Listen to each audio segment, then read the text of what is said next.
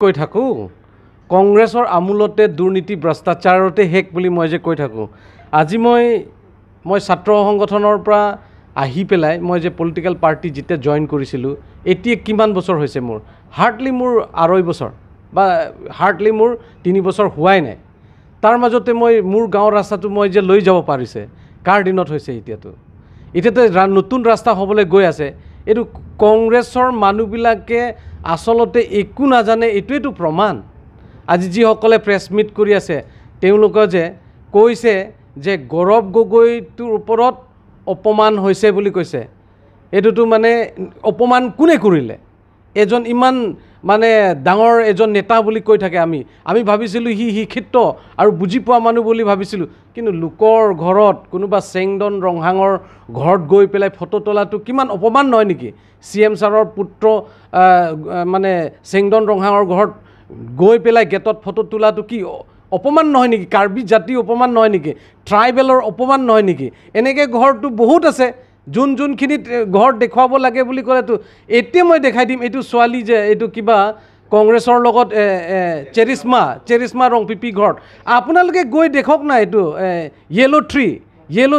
ট্ৰীটো কিমান ডাঙৰ ঘৰ এইটো আপোনালোকে চাওকচোন আৰু একটা কথা আছে তাৰ ঘৰ নিজৰ ঘৰটো ফটো ধুনীয়াকৈ দি পেলাই এতিয়াতো ফেচবুকত ওলাই গ'ল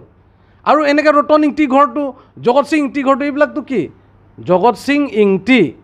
কংগ্ৰেছেতো থাকি গ'ল MLA তো ASDC দিনৰ পৰা 15টা বছৰ আমাৰ সুৰুপথাৰতো EMO হৈছে কাম নকৰিলে এইটো কোন হয় এইটো কংগ্ৰেছৰ নহয় নেকি নেতা নহয় নেকি ৰতন ইংতি কোন হয় ৰতন ইংতিটোতো কংগ্ৰেছৰ হয় তো সেইটো টাইমত নকৰিলে আজি বিজেপিয়ে কৰিবলৈ গৈ আছে একটা কাম কৰি গৈ আছে সেইটোতো নেদেখিলে কালি পুৰহি ৰাস্তা হৈ যাব এইটোতো অলৰেডি হৈ গ'ল তো এইটো কথাত মোৰ গাঁৱত ৰাস্তা হ'বই এতিয়া 100% হ'বলৈ গৈ আছে 100% কৰিবলৈ গৈ আছে এতিয়া সব ৰাস্তা ভাল হৈ যাব এতিয়াতো তেওঁলোকেতো এইটো মোৰ গাঁৱত ৰাস্তা বুলি কৈছে ভালেই কৈছে এইটো তেওঁলোকে কিন্তু মইতো আজি বিজেপি যোগদান কৰাটো কিমান বছৰ হৈছে 3 বছৰ হাৰ্ডলি হোৱা নাই মোৰ গাঁৱত ৰাস্তা হৈ গ'ল এতিয়া এইটোতো কালি পুৰহি কাম ষ্টাৰ্ট হৈ যাব তো সেইটোতো কি আৰু এইটোতো এইকাৰণে তেওঁলোকে চাব লাগে জানিব লাগে কিছুমান কথা ক'বলৈও জানিব লাগে আৰু যিবিলাকে অভিযোগ আহিছে এইটো কংগ্ৰেছৰ মানে হেৰিবিলাকে যে অভিযোগ আনিছে অভিযোগ বুলিও মই নকম এইটো সত্যতাটো জানিব লাগে এতিয়া ডেভেলপমেণ্ট হৈ আছে কাম হ'বলৈ গৈ আছে এইটোতো অলৰেডি মানে টেণ্ডাৰ হৈ গ'ল এইটোতো ওলাই গ'ল এইটোতো আৰু ক'বলৈ কি দৰকাৰ আছে এইটো বেলেগটো আৰু ক'বলৈ দৰকাৰ নাই সেইকাৰণে এইটোতো কংগ্ৰেছৰ যিটো ভিত্তিহীন কথা আৰু এইটো যুক্তি নথকা কথা বুজি নোপোৱা কথা আৰু কাৰ্বি আংলঙত তেওঁলোকে একটা ৰাস্তা আগতে কংগ্ৰেছৰ দিনত মই সদায় কৈ থাকোঁ বকজানৰ পৰা আহি পাওঁতে ডিফু আহি পাওঁতে কিমান ঘণ্টা লাগে 3 ঘণ্টা 4 ঘণ্টা লাগে এতিয়া কিমান ঘণ্টা গৌৰৱ গগৈ আহোঁতেতো 1 ঘণ্টা পাইছে না বকজানৰ পৰা ইয়ালৈকে তো সেইটো কথাটো তেওঁলোকে পাহৰি গ'ল এতিয়া সব ৰাস্তা 4 লাইন ৰাস্তা এইটো হৈ গ'ল এতিয়া টাইমত এইটো ক'লে নহ'ব নহয় এইটো ডেভেলপমেণ্ট হৈ আছে আৰু 100% মোৰ গাঁৱত ৰাস্তা হৈছে এইটোতো মই কৈ আছোঁ এতিয়া মই আপোনালোকক মই অৰ্ডাৰো দি দিব পাৰোঁ এইটো আছিলে আপোনাৰ PMGSY স্কিমৰ পৰা আহিছে এইটো মই মানে আপোনালোকক এইটো দি দিব পাৰোঁ মই আপোনালোকক অৰ্ডাৰোতো দি দিব পাৰোঁ মই সেইকাৰণে এইবিলাক বস্তু হৈ থকা বস্তুটো মইতো বহি নাথাকোঁ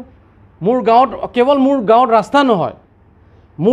ৰাস্তা নহয় কংগ্ৰেছৰ আমোলতে এই সুৰুপথাৰ সমষ্টি যে একো নকৰিলে আপোনালোকে চালেই গম পাই যাব এতিয়া বিজেপি আহাৰ পিছতহে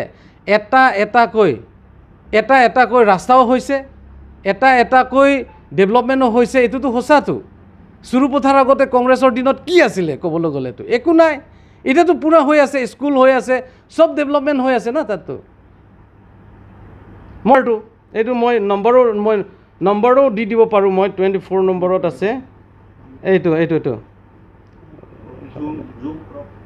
জুম কৰি দিম মই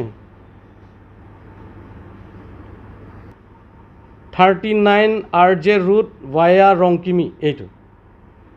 তো আছে তো কিয় আৰু এইবিলাক বস্তুটো ডেভেলপমেণ্ট লাগে কাৰণে আমি কাম কৰিবলৈ ভাল পাওঁ ৰাইজক যে কিমান কষ্টত সেইটো আমি গম পোৱাৰ কাৰণে এতিয়া আমাক সব ডেভেলপমেণ্ট লাগে কাৰণে আমি কৈ আছোঁ এতিয়াতো ৰাস্তা হৈছে আগত ক'ত হৈছিলে? এইটোত নাই, এইটোতো সঁচা কথা না। আগত ৰাস্তা কথাটো বাদ দিয়ক না, কংগ্ৰেছৰ দিনতে আমোলতে কাৰ্বি গাঁৱত এইটো জেগাত উগ্ৰপন্থী এটা মানে ক'বলৈ গ'লে বিভিন্ন জাতি জনগোষ্ঠীৰ মাজত সংঘাত হৈছিলে। কেতিয়াবা কেতিয়াবা কুকি আৰু কাৰ্বি, কেতিয়াবা কেতিয়াবা ডিমাচা আৰু কাৰ্বি, কেতিয়াবা কেতিয়াবা ৰেংমা আৰু কাৰ্বি। সেই সময়ত 2005 চনৰ পৰা আদি কৰি 15টা বছৰ কংগ্ৰেছৰ আমোলতে বহুত মানে ট্ৰাইবেলসকলৰ ক্ষতি হৈছে ক'বলৈ গ'লেতো। এই কথাটো অনুভৱ কিয় নকৰিলে গৌৰৱ গগৈ ডাঙৰীয়াই? এই কথাটো অনুভৱ কৰিব লাগিছিল যে গৌৰৱ গগৈ ইয়াত আহি পেলাই, আমিতো ভাবিছিলোঁ গৌৰৱ গগৈ আহিলে কিবা এটা পৰামৰ্শ পাব নেকি, ৰাইজক ভাল কথা কৈ যাব নেকি। নহয়, তেখেতে RTI এক্টিভিষ্ট হিচাপে আহিছে। তেখেতে RTI এক্টিভিষ্ট, তেখেতে এজন আপোনাৰ লগৰ নিচিনা সাংবাদিক হ'বলৈ কাৰণে আহিছে, তেওঁ একো লিডাৰ হ'বলৈ নাই। আৰু এই গৌৰৱ গগৈটো কাৰ্বি আংলঙৰ কংগ্ৰেছ মানুহবিলাকহে তেখেতৰ চৰিত্ৰটো মানে শেষ কৰাইছে বুলি মই ক'ব বিচাৰিছোঁ। কাৰণ কিয়নো এজন কংগ্ৰেছৰ এটা মানে ডিপুটি লিডাৰ্ছ হিচাপে কাৰোবাৰ ঘৰটো কোনোবা ইয়াৰ লোকেল মানুহটো লৈ যাব লাগিব। গৌৰৱ গগৈটো আমুকৰ ঘৰ বুলিতো ইয়াতে আছে বুলিতো গম নাপায়, কোনোবা কাৰ্বি আংলঙৰ কংগ্ৰেছৰ নেতা মানুহজনে লৈ যাব লাগিব। আচলতে গৌৰৱ গগৈ কেৰেক্টাৰটো, গৌৰৱ গগৈৰ মানসিক যিটো চিন্তাধাৰা, সেই চিন্তাধাৰাটো ঠেক, আৰু এই